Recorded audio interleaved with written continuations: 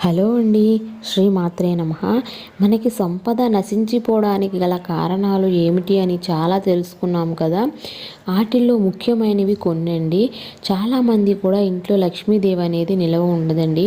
ఇలా చిన్న చిన్న తప్పులు చేయడం వల్ల లక్ష్మీదేవి అస్సలు మీ ఇంట్లో ఉండదండి. తడికాలతో మంచంపై నిద్రిస్తే లక్ష్మీదేవి అస్సలు ఉండదండి. ఇంటి ముందుకు వచ్చిన బిచ్చగానికి లేకపోతే మూగజీవులకు కానీ కొంత ఆహారమైన దానం చేసినట్లయితే చాలా మంచిదండి. మనకి లక్ష్మీదేవి కటాక్షం కూడా కలుగుతుంది. మనకి కాళ్ళకి వేసుకునే చెప్పులు అనేవి ఇంట్లో ఉంచితే లక్ష్మీదేవి ఉండదండి. సింహద్వారం ముందు కూడా విడిచిపెట్టకూడదు. మనకి పండగలైన పర్వదినాలు అయ్యేటప్పుడు గడపకి పసుపు గుమ్మానికి రాయరండి. రాయకపోవడం వల్ల కూడా లక్ష్మీదేవి అనేది అస్సలు ఉండదండి.